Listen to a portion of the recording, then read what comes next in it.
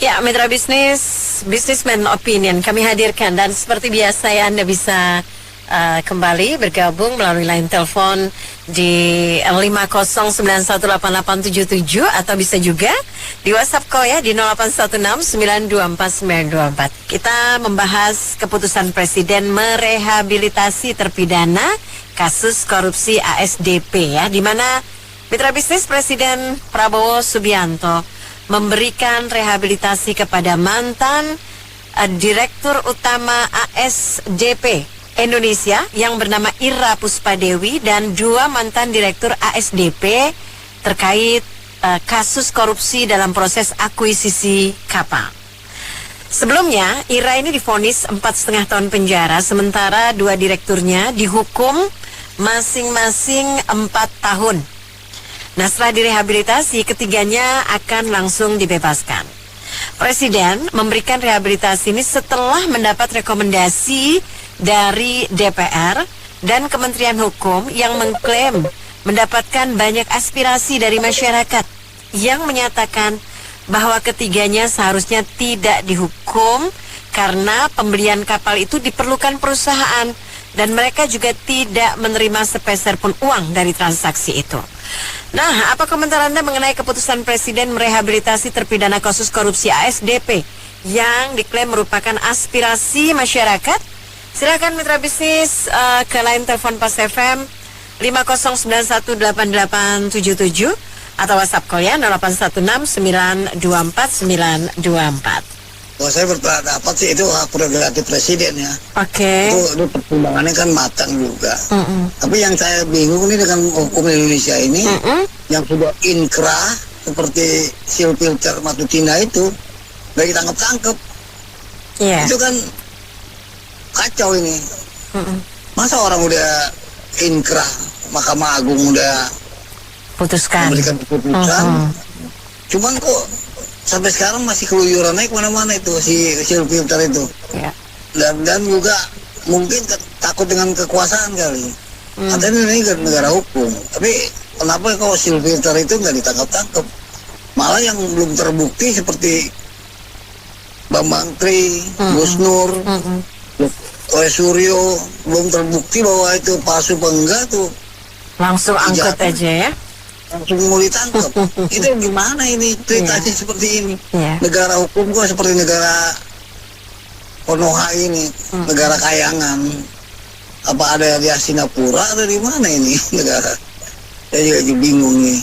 Jadi yang ada dulu itu diberesin dulu itu yang menggantung ini. Seperti mamanya Sil Peter itu udah menghina mantan wapres Yusuf Kala, udah inkrah, udah harus penjara 6 tahun, tapi 1,5 tahun tuh kalau nggak salah. Tapi kenapa sampai sekarang nggak sampai udah 6 tahun ini nggak diapa-apain? Itu ada apa ini? Ini kok begini negara jadinya? Gimana letak hukum yang benar gitu? Terima kasih. Nah, kalau begitu logikanya berarti hakimnya bermasalah, Bu. Nah, ya mungkin sih Pak Prabowo baik, mau membebaskan orang yang tidak bersalah. Tapi kalau lihat begini, hakimnya ini mesti dihukum, Bu, melalui mekanisme, kan ada apa sih, badan pengawas dan sebagainya. Jadi ini hakim-hakim yang di Indonesia ini saya melihatnya nih bermasalah. Jadi kalau begini ceritanya, artinya orang yang duduk di pemerintahan atau yang mereka yang jujur, yang baik, ya kayak bekas Pak Tom Lembong itu ya. Nah itu kan juga sama diberikan amnesti atau grasi gitu kan. Padahal dia tidak terima uang sepeser pun. Nah kalau seperti ini berarti hukumnya ini bermasalah. Harusnya hakimnya ini yang mesti dikasih pelajaran, dihukum, Bu. Nggak bisa begini caranya. Kalau begini caranya artinya orang-orang yang baik, orang-orang yang benar, mungkin kerjanya baik untuk keperluan negara, dia nggak berani lakukan apa-apa seperti ini kalau ceritanya. Jadi yang enak hakimnya, pengacaranya, jaksanya, mungkin mereka juga banyak mereka yang terima uang gitu ya. Jadi mereka udah seperti mafia, Bu.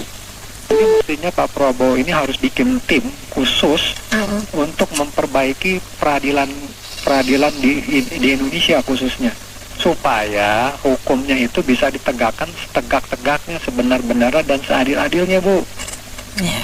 Ya kalau begini ceritanya wah berarti orang sudah di dalam negeri aja seperti begini, bagaimana investor mau masuk, Bu?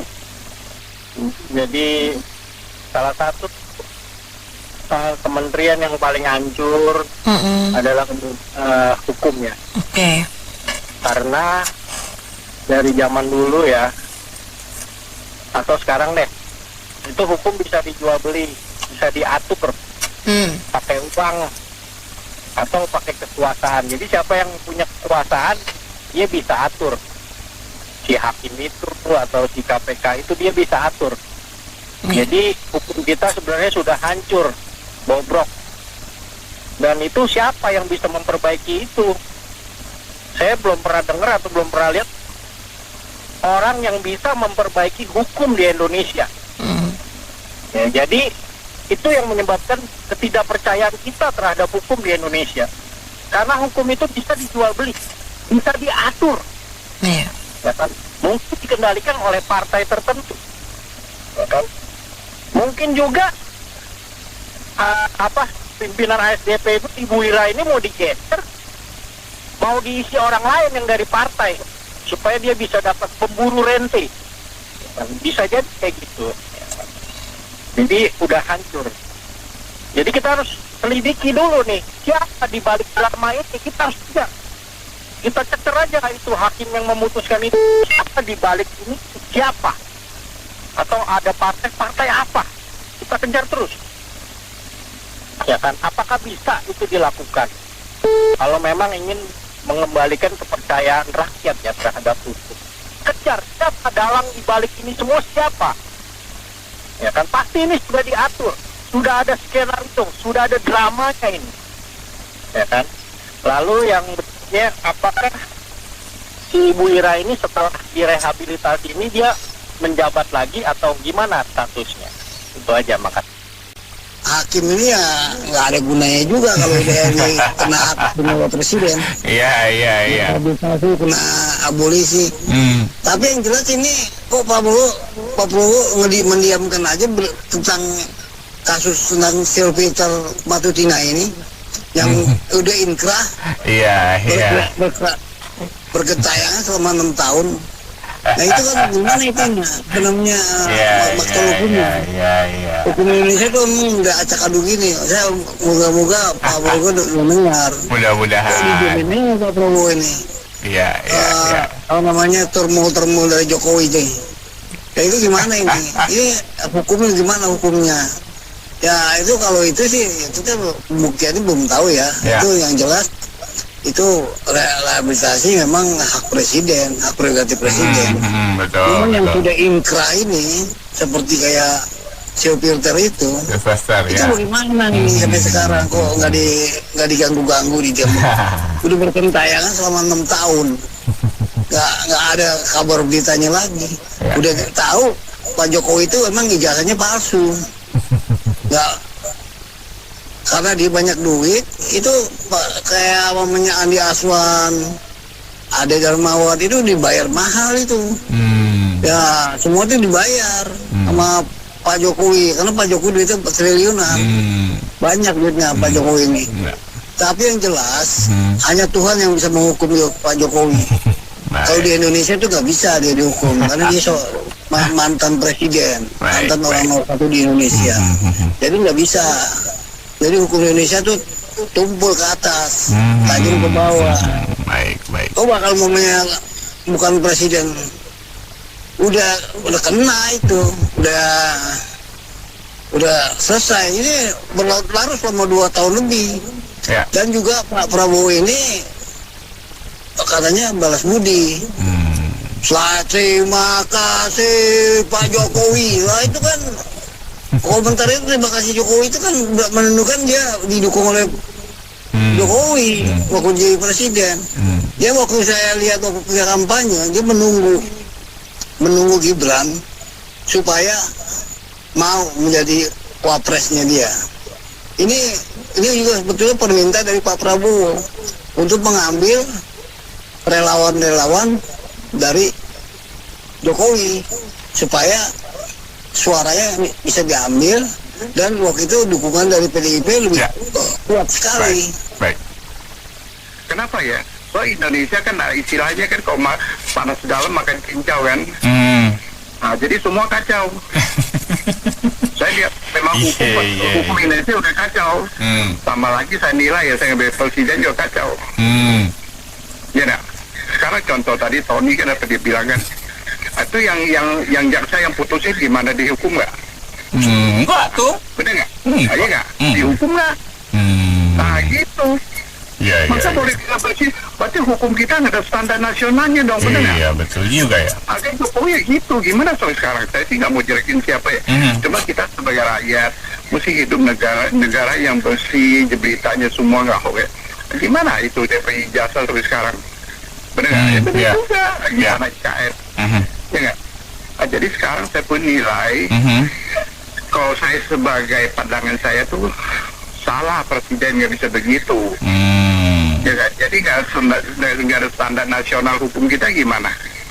Ayo, ya nggak?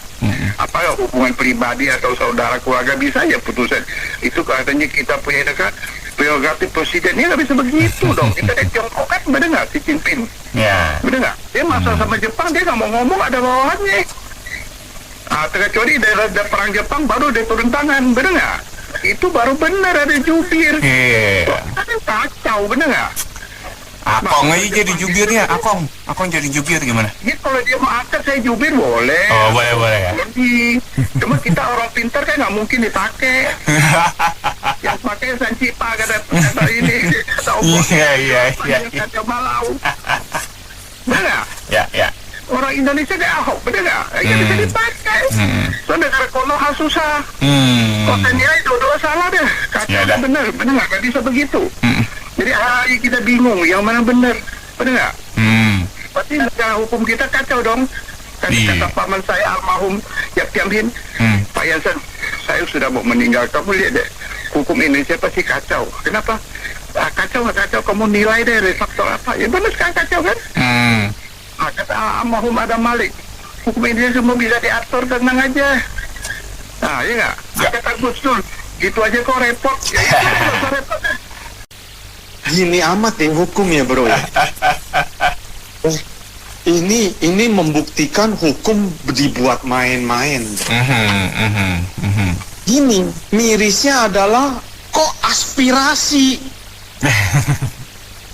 Iya, kenapa rehabilitasinya atas nama aspirasi? Itu yang gue nggak paham loh bro, jujur. Gue sakit, akal sehat gue sakit ini.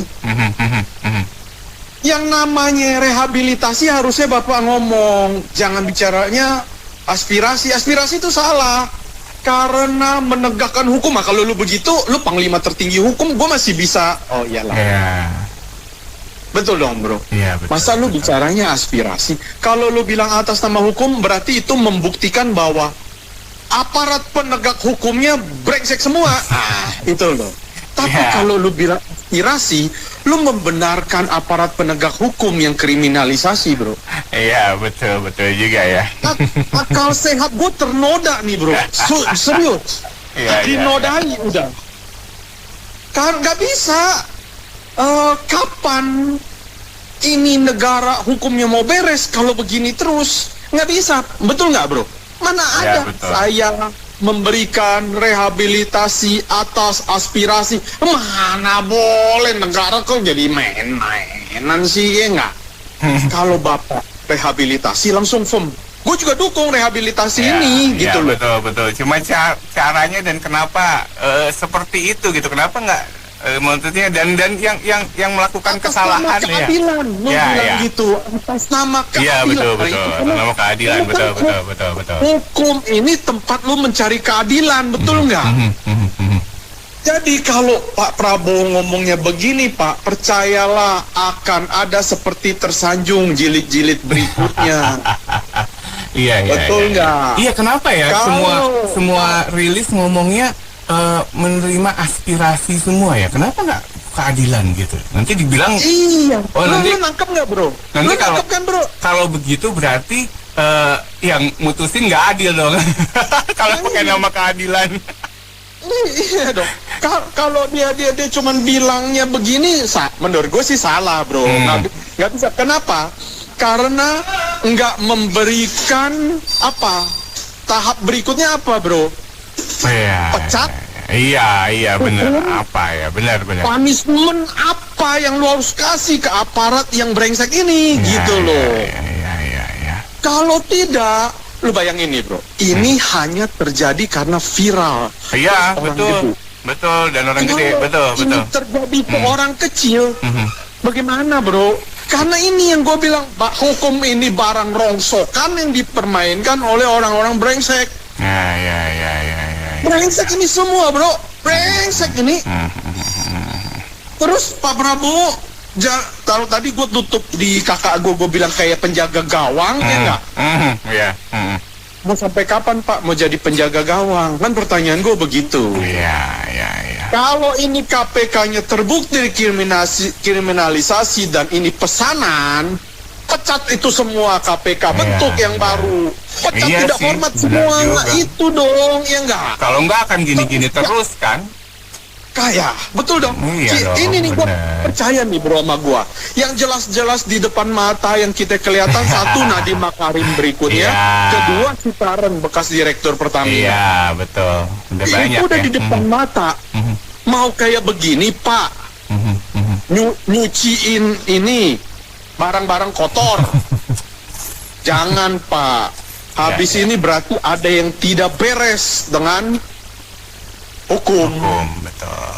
Atau aparat Orang yang hukum. mempermainkan hukum, hukumnya harus lebih berat, bro. Ya, betul.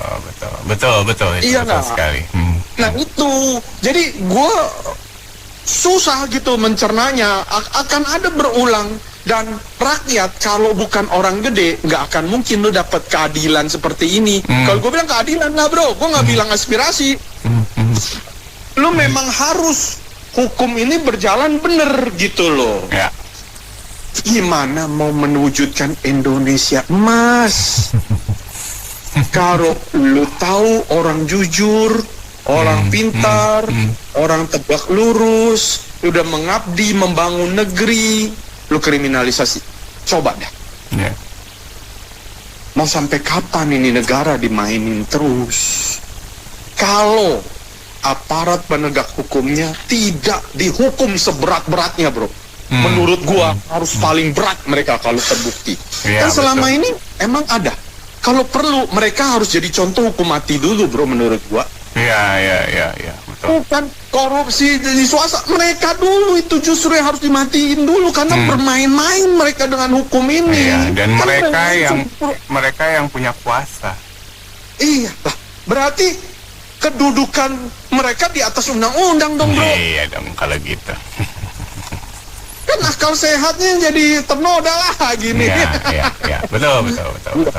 Menurut gua harus berpikirnya nggak bisa begini, nggak bisa begini terus. Udah 3 jilid nih, bro. Mau berapa jilid lagi abis Hasto dan Ton Lembong? Berikutnya si Ira. Iya. Mau sampai kapan? Kalau bapak nggak mau bersihin hukum, pecat tidak hormat, atau hukum seberat-beratnya, kalau perlu mati dulu dah dari mereka karena Nah, mereka ya. yang main-main, bro. Biar ada contoh. Karena kita, iya, jadi contoh. Yang namanya kepolisian, kejaksaan, pengadilan itu harus jadi contoh dulu karena itu adalah ujung tombak, bro. Tapi ngomong-ngomong dihukum mati juga nggak ngaruh juga ya. Itu Sambo udah dihukum mati kan, tapi nggak dihukum-hukum. Nah, pertanyaannya apa yang terjadi? Karena tidak dihukum, siapa yang harus mengeksekusi? Hukum mati dia dulu, Sambo ya jadi matiin. Justru gua berpikirnya terbalik, bro. Betul, Iya. Sambonya kan selamat, berarti ada pihak-pihak yang lebih parah. dia tidak jadi dihukum mati. Dia dulu lu matiin daripada Sambo, betul dong, bro. Iya. Sambonya jangan lu matiin dulu, bener, betul, bro. Yang menahan eksekusinya dia habisin dulu. Iya. Gue yakin Pak Prabowo pegang siapa-siapa aja orang. Oh iyalah pastilah. Pak, matiin aja dulu yang begitu yang nahan-nahan. Iya kagak. Sambonya justru jadi matiin malah menurut gua. Supaya apa? Pembelajaran buat yang lain. Kalau lu nahan, lu akan kayak dia. Ya. Nah, berikutnya nih, siapa lagi yang nahan? Sambo lagi. Masih takut eksekusi cepet. Iya. Tapi yang nggak Itu tahu mau akan terjadi atau enggak. Nah, itu dia. Kalau cuman begini aja rehabilitasi, bro, kita akan seperti sinetron tersanjung, bro. Iya kagak? Iya, kagak akan kelar-kelar dan percaya atau nggak ada harapan lebih baik buat negara ini kalau begitu. Apa mau dikata lah hari gini ya, bro? Apa mau dikata hari gini? Semua orang berlomba-lomba pengen jadi yang di atas, pengen jadi yang berkuasa. Dia begitu berkuasa, ini dia mainannya. Semualah dia, semualah kita lah kalau kata dia orang. Semualah kita, mau kapan lagi, mau siapa lagi? Ya kan ini kan nggak berlaku panjang, nggak berlaku selamanya. Jadi emang ini mumpung ini barang ada di kita, ya maunya kita bagaimana? Nah kalau masalah apaan itu lu artiin pada sendiri dah, ya enggak? Yang namanya konstitusi apa sustainable itu apa ya? Jadi kayak bahan gorengan doang. Bahan gorengan ini bukan buat sekali goreng, tapi berkali-kali goreng. Lu tahu itu. Jadi apaan kalau bisa dimakan? Kolesterol tinggi yang pasti. Pengadilan kalau misalnya udah memutuskan bersalah, kok bisa nggak valid gitu? Kenapa? Kalau dari sudut pengadilannya ya, kenapa kok dia bisa nggak valid? Kan biasanya pengadilan tuh didukung oleh bukti-bukti, ya harus terbukti ada sesuatu validitasnya gitu, sehingga dia baru diputuskan apakah bersalah atau enggak gitu kan. Kecuali ya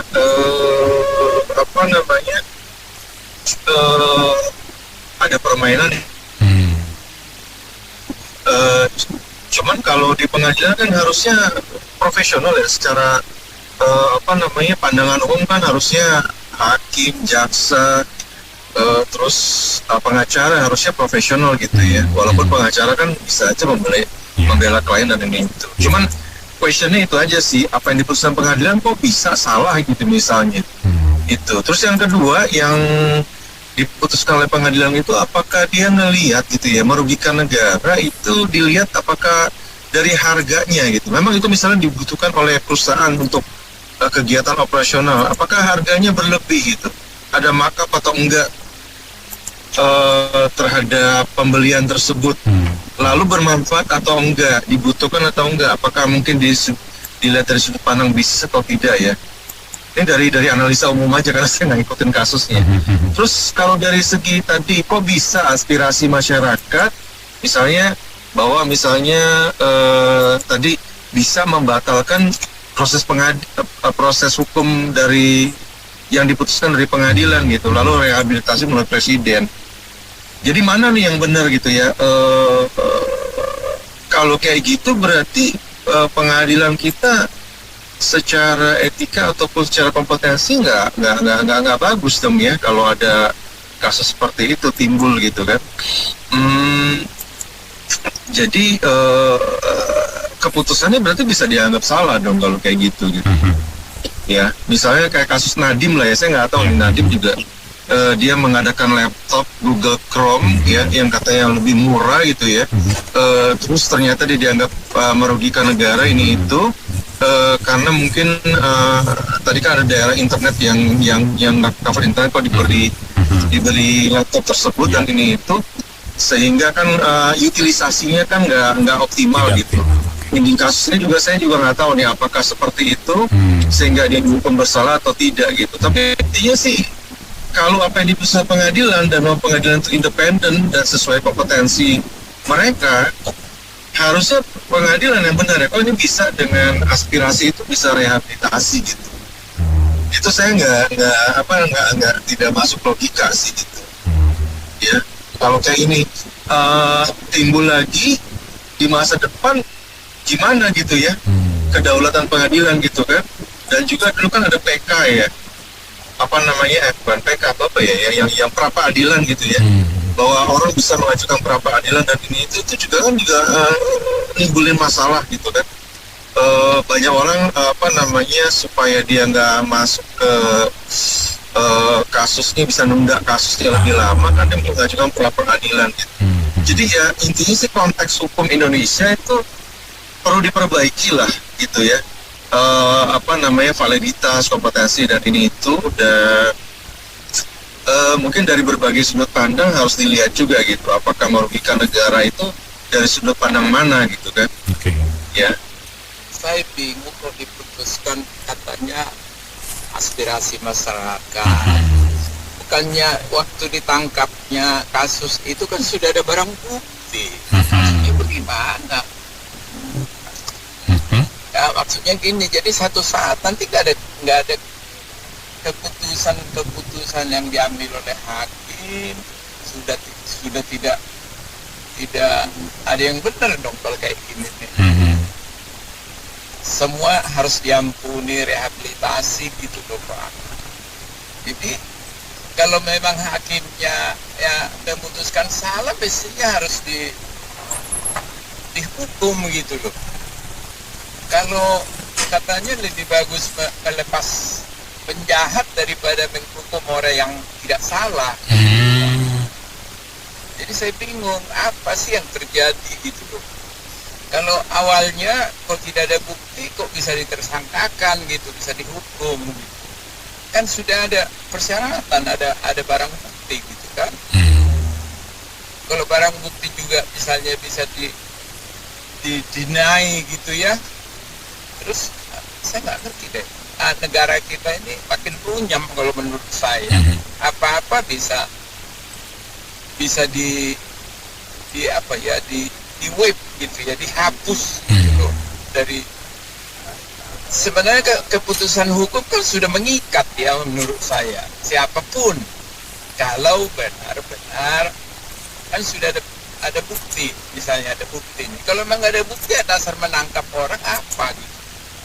Saya kira gitu Pak Yanto. Jadi saya jadi bingung dasarnya untuk rehabilitasi itu apa, kasusnya apa, memang kurang jelas sih kasusnya untuk kita ya. Kemarin atau beberapa hari yang lalu saya mendengarkan podcast dari Prof. Renal Kasali. Nah di situ beliau juga prihatin dengan masalah ini. Nah kemudian dia mengundang seorang pelaku bisnis masalah perkapalan ini. Nah di situ terungkap bahwa saksi ahli yang dihadirkan oleh KPK itu adalah seorang profesor perkapalan. Ya, masalahnya dia adalah seorang teknisi, bukan bisnismen. Pemikiran seorang bisnismen dengan teknisi ahli itu pasti berbeda. Ya kan? Kalau misalnya kita punya barang hari ini, ya, itu kalau bisa menghasilkan uang hari ini itu jauh lebih bagus itu buat seorang bisnismen. Tapi seorang insinyur, seorang profesor beda. Safety-nya lah, dilihatlah, inilah, itulah, kelamaan. Ya karena menurut seorang pelaku bisnis untuk membeli kapal baru itu kan membutuhkan waktu yang lama. Ya, membutuhkan waktu yang lama. Udah gitu kan harus ada izin kapal itu.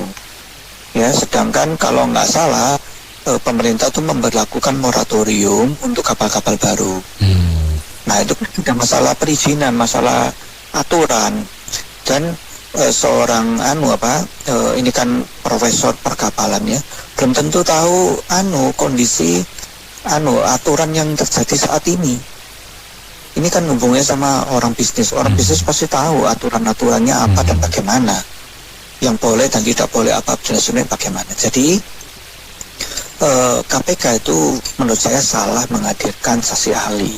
Itu kalau menurut saya subjektif ya, sehingga terjadilah dissenting opinion ya, hakim ketua menyatakan tidak bersalah, tapi hakim anggota 2 orang menyatakan bersalah, 2-1, ya jelas kalah. Ya, nah memang banyak sekali pakar yang menyatakan kok presiden terlalu ikut campur. Nah presiden di sini kan sebagai kepala negara, ya ini banyak sekali yang menyoroti bahwa orang-orang pintar diaspora Indonesia yang dipanggil untuk membantu Indonesia itu banyak sekali yang kemudian terjerat masalah korupsi. Contohnya Tom Lembong, kemudian Nadiem Makarim, ya. Nah, yang aneh di kasus Tom Lembong itu, Tom Lembongnya kasusnya dihapuskan, tapi ini pengusaha kan nggak ngerti aturannya, yang ngerti aturannya kan Tom Lembong, tapi tetap aja di penjara. Nah, kalau kasusnya Hasto, saya memang nggak setuju dia dibebasin, dihilangkan hukumannya, saya nggak setuju itu, ya. Nah, kasus Nadiem Makarim juga seperti itu, ya. Kalau dilihat Nadiem Makarim selama menjabat dia sudah menggandeng KPK dan ini BPK, ya, menggandeng KPK, kejaksaan dan ini BPK, ya. Tapi masih aja dituduh korupsi. Nah, kedepannya saya yakin semua anak bangsa yang pintar-pintar di luar negeri akan berpikir ulang, ngapain? Kenapa? Mereka semua tidak berpartai, tidak ada backingan. Ya, ini akan merusak bangsa Indonesia sendiri. Ya, semua mereka takut, nggak mau cawe-cawe, nggak mau ikut campur untuk berpikir, bahkan untuk dan sebagainya. Dan ini salah satu yang mungkin saya mau waspadai, wanti-wanti lah ya, Profesor Stella Christie itu nanti suatu saat juga akan tersangkakan itu, ya. Kan dia sekarang jadi ini juga ya,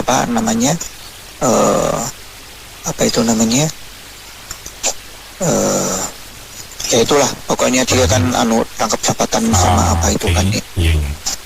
Ya betul, ya. Jadi itu nggak baik lah ya sama iklim pemerintahan di Indonesia, ya. Banyak nanti akan yang resisten. Ini kan kalau kita lihat kan Tom Lembong sama Stella kan keturunan, ya. Jangan sampai nanti mereka semua orang-orang keturunan semua takut, ya, karena akan ditersangkakan. Dan itu sebetulnya menjadi tersangka apalagi sampai ditahan itu adalah aib, ya. Tom Lembong itu sangat bersyukur. Ini ya, aparat penegak hukum, ya, baik itu penyidik, penuntut maupun pengadil, hakim, itu kalau nggak punya hati nurani, nggak punya moral, nggak punya rasa keadilan, ya sama aja kita pakai AI. Jadi pasalnya sudah ada, ya udah begitu. Nah, ini kan tolol kan, makanya dipakai itu dipakai anda ini kan manusia punya judgment. Kalau ini segala hal itu ya nggak usah ada anda, pakai AI aja. Ini bisa sampai ke presiden, ini kan sesuatu yang kelewatan ya. Saya mau tunjukin ini kasus-kasus yang bikin kita gundah ya. Mantan KPK Agus Raharjo ngomong, dia dipanggil Pak Jokowi, stop, maksudnya stop Novanto. Nah, itu coba dibantah deh. Kalau itu ngibul, tuntut Agus Raharjo, ya. Mahfud MD juga ada ngomong, Risa Calik itu disuruh stop, tuntut dong. Kalau nggak benar, ya. Sumut ya, Sumatera Utara gubernurnya sudah disebut di pengadilan. Panggil aja enggak. Di kasus Tom Lembong, Presiden ke-7 itu sudah disebut atas perintah Bapak Presiden. Kenapa nggak dipanggil? Benar nggak Bapak Anda memerintahkan menteri Anda impor gula? Kan gitu dong prosesnya.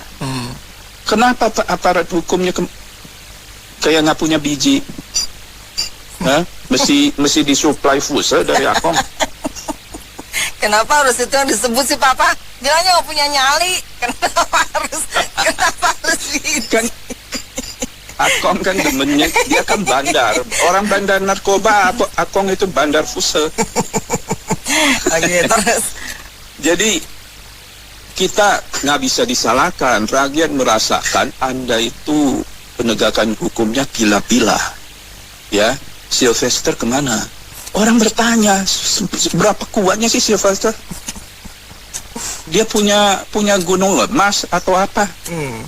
Diterangin supaya rakyat maklum. Oh, dia memang hebat ya, ternyata dukung si A ini luar biasa. Kita maklum. Makanya besok-besok kita tutup itu sekolah. Kita bikin sekolah yang melatih gimana menjilat. Kita sekolah di situ. Sampai-sampai sekolah hukum salah mulu ya. Iya, jadi kita itu kalau ngomong kita Indonesia hebat, apa sih yang nggak bisa? Singapura bisa, kita juga bisa. Ya ini masalahnya nih. Benahi dulu. Bener kagak orang asing mau datang apa enggak? 195 tahun kasih izin tanah, tahu-tahu begitu turun dikoreksi. Ya kan kita nggak ada ketegasan, nggak ada komitmen. Jadi politik kita memang politik yang menghasilkan hukum ya. Kita setuju dengan itu di DPR. Tapi harus punya komitmen. Apa loh? Undang-undang yang bikin buat main-main. Kan nggak bisa. Zaman ini dia bikin, habis dia turun ganti lagi. Siapa mau datang? Orang dalam aja pingin kabur. Makanya tadi ngomong ya, tadi Om Bob ya. Om Bob apa? Ini yang ngomong kenapa bunga? Oh ya lucunya.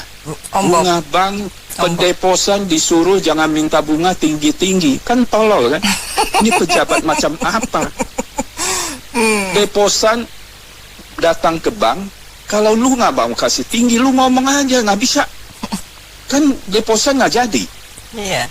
Itu kan dua belah pihak. Tapi ngomongnya depo yang punya duit jangan minta bunga tinggi-tinggi. Ini kenapa bunga tingginya itu lu mesti usut. Ya, sun lu berapa? 6, itu aja udah tinggi. Kenapa orang asing suka sama Bank Indonesia? Karena spreadnya jauh. Yeah.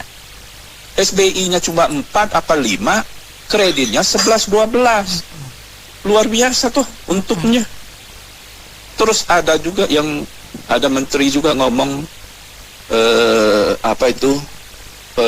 minimarket sudah kayak monster memakan UMKM karena dia lagi di acara Koperasi Merah Putih. Ya sekarang mau luncurkan Merah Putih koperasi, dia salah-salahin yang sudah ada. Retail yang udah puluhan tahun ya. Saya cuma bingung, ini miskin banget otaknya tuh narasinya. Nyalain aja yang ada. Lu nggak punya kreatif apa? Itu kan udah berpuluh tahun di situ. Itu juga mempekerjakan berapa banyak orang, tapi nyalain begitu seolah-olah itu proses aja. Ya prosesnya mereka untuk kemudian menjadi seperti ini aja berdarah-darah ya. Waktu itu ya. Betul. Orang bangun dari berkeringat kecil-kecil numbuh jadi gede. Terus lu seenaknya ngomong begitu, lu kan pejabat. Awalnya ya cuman, ini maksudnya. Awalnya dia waktu itu ini sedikit mumpung nyentil, maksudnya biar masyarakat juga tahu. Awalnya kan cuman bantuin orang tuanya jaga toko. Awalnya kan gitu. Betul. Sampai akhirnya kemudian, punya. Saya tahu sejarahnya dia jadi agennya Haim Sampurna ya, Joaji Samsu. Nah itu dari situ. Tiba-tiba disalahin ya. Udah muntah darah itu mereka. Oke lanjut. Jadi ini memang masalahnya ya, kalau menurut saya sih segala hal problem di Indonesia ini di aparat. Sekarang kalau misalnya nih aparat kong kali kong sama swasta, yang perlu dihukum berat siapa? Ya aparat. Lu disumpah lo, sumpah dengan kitab seluruh-seluruhnya, tapi jualin dubuknya WW6 kan ngerusak. Kalau swasta memang dia cari untung. Pemimpin kita ya, jadi ini memperjelas bahwa dia yang memegang hak gitu loh. Jadi kalau dia mau ya bisa gitu, kalau dia nggak mau ya akan seperti yang sudah diputuskan gitu pengertiannya. Jadi kalau mama sih ya maklum lah, mama kan udah tua ya, jadi juga nggak hidup juga nggak lama lagi. pengertiannya ya kembali ke kalian-kalian ini semua. Yang hebat kan, bersuara itu tuh perlu, penting ya memang, tapi alangkah indahnya kalau dibarengi dengan tindakan gitu kan. Semuanya kan tadi pendapatnya udah bagus-bagus tuh, udah lengkap gitu loh, jadi ya tinggal dilaksanakan saja. Tapi ya kembali lagi, mau atau tidak mau, sebab kan kadang-kadang juga orang berpendapat bagus, tapi ya kalau tidak dilakukan atau tidak ditindaki gitu kan, ya sama saja. Makanya negeri itu tuh nggak berubah, negeri kita ini, sebab ya dibiarkan gitu, meskipun kita memberikan pendapat-pendapat, cara, solusi dan sebagainya, tapi ya tidak berubah kan. Selama ini kan lihat aja, seperti kasus sebelumnya yang kalau yang Mama inget ya, Menteri Kebudayaan kita kan minta ditegur saja, ternyata tidak, malah semuanya gol, pahlawan negara semuanya juga gol kan. Ya itulah. Gue menyikapi ini sepertinya kayak agak curiga gitu loh gue. Sepertinya KPK itu mau apa ya, menutup kasus yang kan yang lagi ramai itu Sumatera Utara ya, yang hakimnya juga minta dihadirkan bla itu ya. Lalu dia mengelakkan, belum ditemukan bukti bla bla bla bla gitu. Dia berharap dengan kasus ini ketutup kayaknya. Tapi ternyata dengan kasus ini malah dikelotok, bukan itu malah dikelotok kulitnya ya. Malah diablak-ablak kan gitu ya. Jadi memang penegak hukum kita ini sudah kehilangan kepercayaan ya. Distrust ini yang udah terlalu besar, karena dia nggak, semestinya kan yang diberesin itu yang udah jelas-jelas dulu nih, seperti kuota haji. Ayo tersangkanya siapa nih? Udah banyak yang nunggu kan, udah kelihatan. Dan itu jelas merugikan masyarakat banyak ya. Iya, cetok welo-welo kalau orang ya. Terus juga Bank BJB, tersangkanya mana nih? Kan gitu. Setelah diperiksa rumahnya, terlalu selingkuhannya jadi saksi bla bla bla. Mana? Kok nggak muncul-muncul gitu. Terus yang baru kasusnya sama, sebetulnya kasusnya sama, tapi kok yang satu Gubernur Riau itu dengan mudahnya gitu ditangkap beserta 4 orang anak buahnya, lalu dibawa ke Jakarta gitu ya.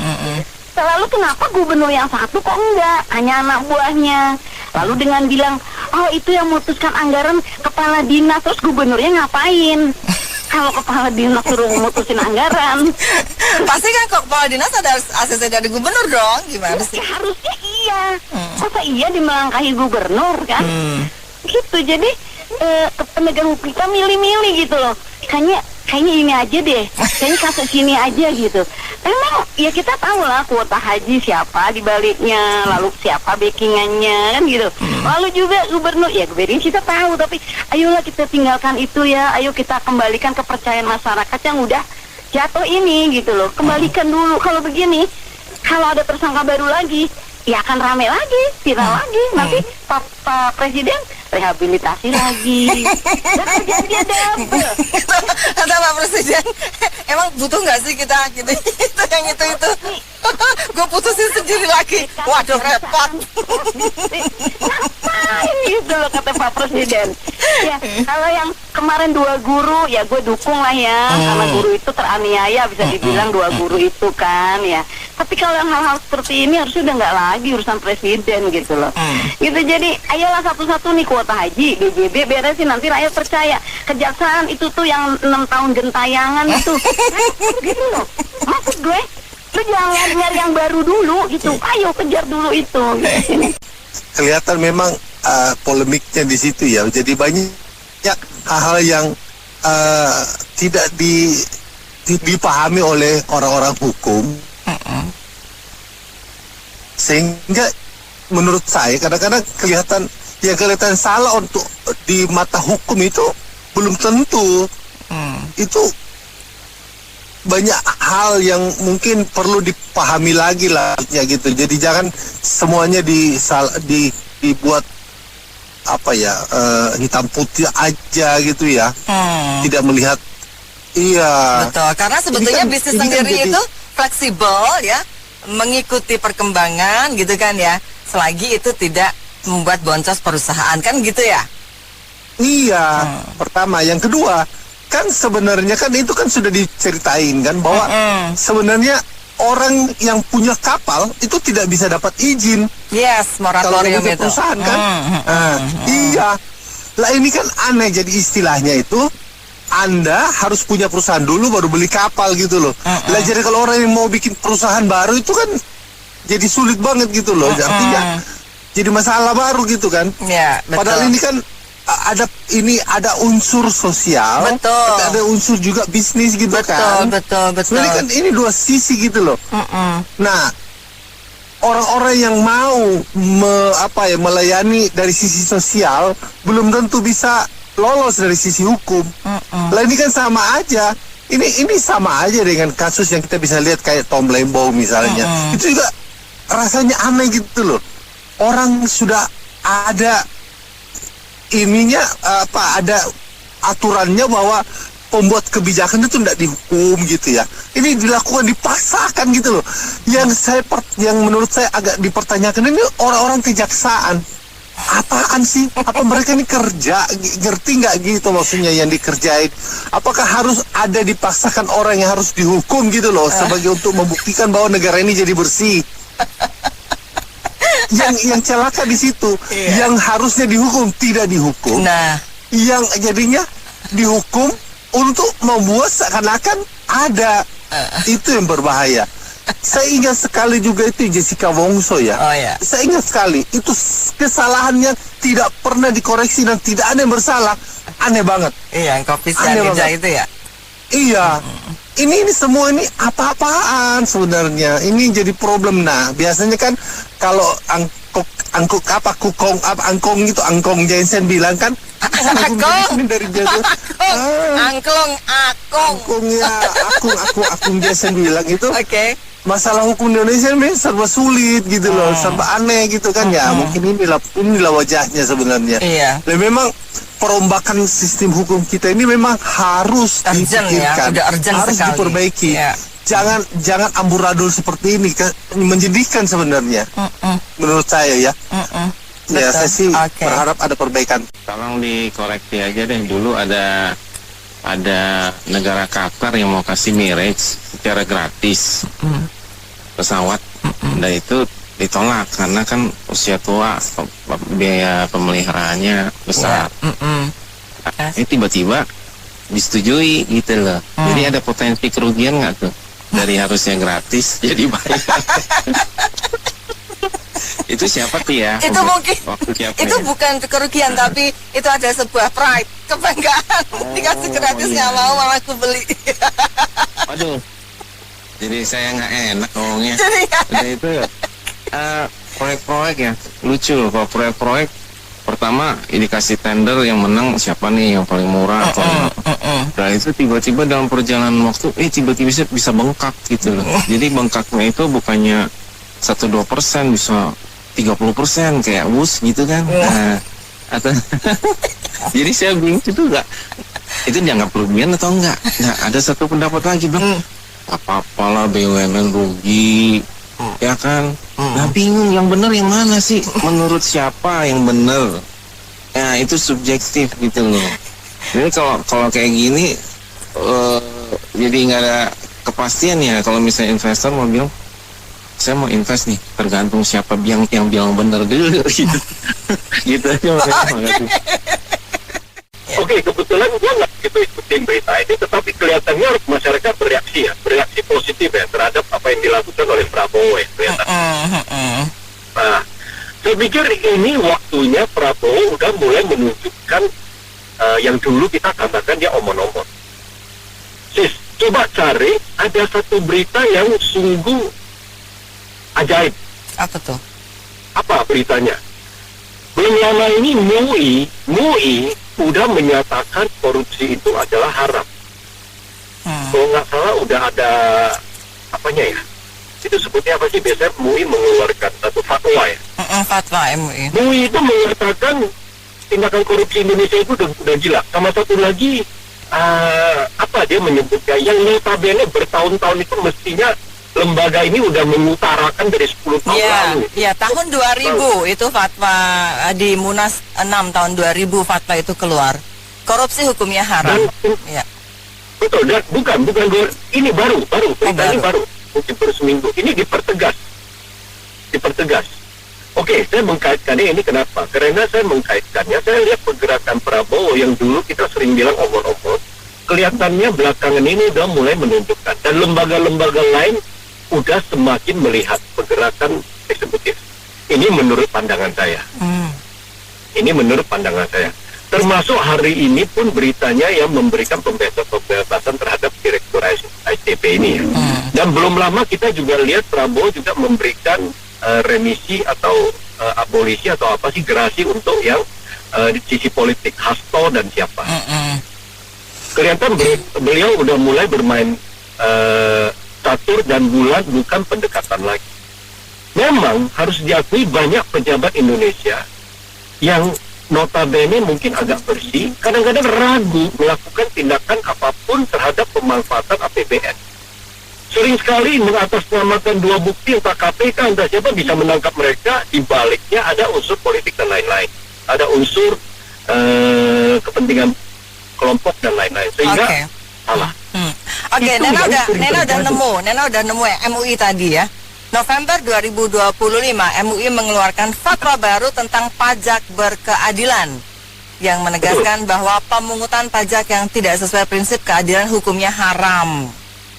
Iya. Dan korupsi. Ada satu lagi. Yang berkaitan. Fatwa lama yang mengharamkan korupsi dan suap tetap berlaku. Ya. Betul. Nah, seperti lembaga MUI aja, notabene dari dulu itu banyak mengatakan sebenarnya lembaga ini fungsinya apapun. Karena secara garis histori Indonesia udah terbentuk lembaga ini begitu lama.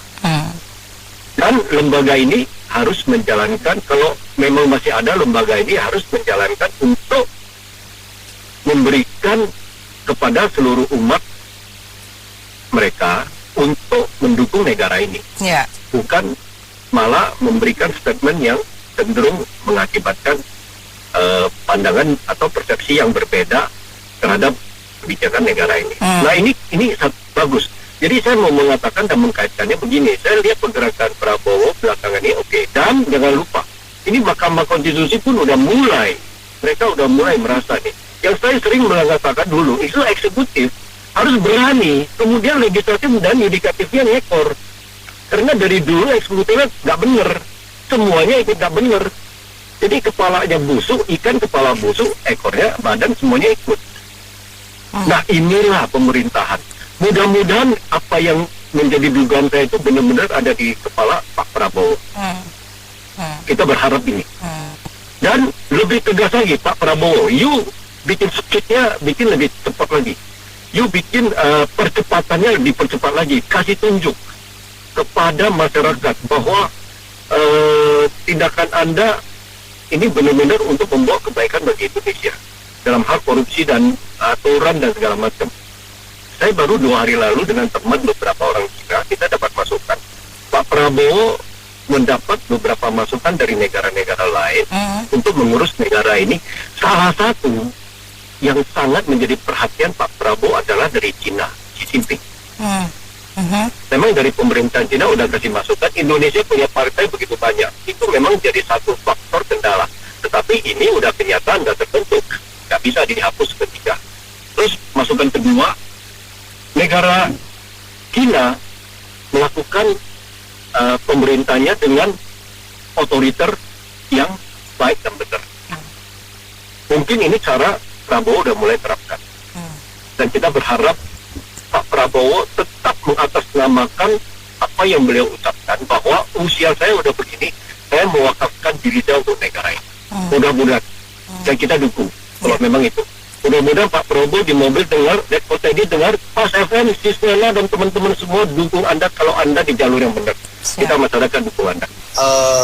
Saya sampaikan buat teman-teman para pendengar setia Pas FM berkenaan dengan apa yang menimpa Bu Dirut ya Mas SDP juga dengan Pak Direktur. Jadi terlepas dari faktor hukum, saya mau membantu sharing kepada teman-teman bahwa pertama Mas, ketika kita membeli kapal bekas ya Mas, ini kan pembelian kapal bekas, itu nomor satu harus dicek dulu Mas, kapan terakhir yang namanya docking atau last docking. Kapal itu tidak seperti angkutan darat Mas, kapal itu mandatori setiap 2,5 tahun sampai 3 tahun itu harus dilakukan namanya intermediate survey, IS atau IM. Oke. Yang kedua, setiap 5 tahun Mas, maka kapal itu wajib mandatori hukumnya untuk dilakukan special survey. Nah, khusus untuk kapal-kapal feri atau kapal-kapal ro-ro yang diakuisisi melalui Jembatan Nusantara atau JN, ini usianya sudah luar biasa tua Mas. Ya, ini akan menjadi beban adalah direksi berikutnya. Jadi saya tidak mengkotor hubungan hukumnya ya Mas, tapi saya melihat dari sisi proses bisnisnya supaya teman-teman memahami. Jadi itu biayanya besar sekali Mas, apalagi kapal-kapal ini waktu impor itu pasti ada proses dimudahkan Mas. Cross aktenya untuk mendapatkan pinjaman dari bank. Karena saya dulu waktu impor dari Jepang gitu ya Mas, melakukan itu gitu Mas. Transit di Batam, kemudian masuk di Indonesia pakai bendera Indonesia supaya saya dapat kredit, itu pasti saya mudahkan. Nah, dari case ini apa yang dilakukan oleh penyidik KPK sudah memunculkan bahwa kapal ini sebelumnya sudah berumur 30 tahun. Karena umumnya ya Mas Santo, kapal-kapal ro-ro atau feri itu tidak ada di Asia. Umumnya impor dari Eropa Mas. Apakah Eropa Timur, apakah Eropa Barat, mostly dari Eropa banyak kan. Nah, kemudian masuk di Indonesia lagi, dijalankan, dioperate, ini sudah 30 tahun. Jadi mostly ini sudah 50-60 tahun Mas. Nah, karena dari Eropa, maka banyakkan ini mesinnya pasti menggunakan Caterpillar, kemudian bisa juga menggunakan Volvo, kemudian juga bisa menggunakan Wärtsilä. Wärtsilä itu Belanda Mas. Dan kapal itu mesinnya ada 2 main engine dan 2 akselerasi engine Mas, atau 2 ME, 2 AE. Nah, ketika dilakukan yang namanya special survey tadi per 5 tahun, ini harus dilakukan overhaul dan juga replating Mas. Nah, tinggal dilihat adalah 5 tahun yang lalu, karena kalau dari laporan yang dikemukakan oleh KPK ini kan nggak dilakukan docking Mas. Meminta extension dari entah BKI atau siapa yang melakukan badannya, perizinannya itu untuk di-extend. Dan ini kalau nanti docking itu biayanya luar biasa besar Mas. Bisa ratusan M Mas, bahkan bisa PT. Dan yang perlu teman-teman ketahui, tadi kan kayak beberapa teman-teman yang sudah menyampaikan ya Mas ya, mungkin belum memahami masalah kapal. Ini kalau sudah 60 tahun Mas, itu nggak ada spare part-nya Mas. Nggak ada spare part-nya? Katalognya sudah tidak ada, mau tidak mau harus ganti mesin Mas. Oke. Mungkin saya salah, tapi kemungkinan besar namanya Wärtsilä, namanya Caterpillar, namanya Volvo, udah di atas 15 tahun mah udah sulit Mas. Yang saya kelola di Jepang aja Mas, Yanmar, Mitsubishi masih lumayan. Yanmar di atas 15 tahun sudah nggak ada Mas. Itu mesti harus ganti. Dan itu biayanya sangat mahal Mas. Ganti gitu, jadi merek apa? Merek. Satu gelondong Mas, 2 gelondong Mas. Karena ME itu ada 2. Dan itu bukan hanya mesinnya saja ya Mas, termasuk juga propulsionnya, namanya propulsionnya, kemudian termasuk juga baling-baling atau propeller Mas. Itu juga mesti diganti Mas. Semua itu mesti diganti Mas. Belum lagi ganti aksesoris sama replating. Jadi begini, memang beliau pasti yakin tidak terima, karena kalau saya lihat dari apa yang disampaikan oleh teman-teman yang sangkatan dengan beliau, sangat jujur Mas beliau. Tetapi ini masalahnya bukan masalah jujur atau tidak, tapi ini masalah akan menimbulkan beban bagi direksi berikutnya Mas. Dan ini notabene beban negara. Ini yang saya sampaikan dalam prospek seimbang, prospek bisnis ya Mas. Saya nggak mengcounter mengenai apa yang sudah disampaikan. Beliau mendapatkan pembebasan gitu dari Pak Presiden. Tapi ini saya sampaikan adalah dari konsep bisnisnya supaya balance. Gitu Mas Santo. Jadi nanti akan sangat besar Mas. Biayanya yang akan ditanggung oleh ASDP untuk 2 tahun gabung tahun sampai 5 tahun ke depan.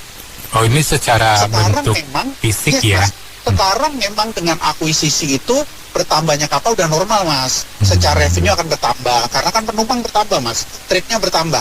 Tapi ngelihatnya jangan sekarang kalau akuisisi kapal, Mas. Jadi operasional kapal, Mas, itu ada namanya biaya untuk maintenance, itu kita sebut dengan floating repair. Kemudian ada juga untuk amprahan, Mas. Amprahan itu kebutuhan sehari-hari kapal sama BBM. Itu juga cukup besar gitu. Di luar gaji kru ya, Mas, di luar gaji kru.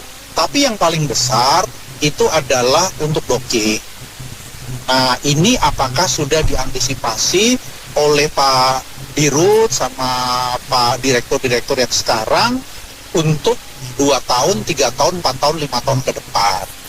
Di luar ada beban bunga ya, Mas, sama pinjaman 580M kalau tidak salah.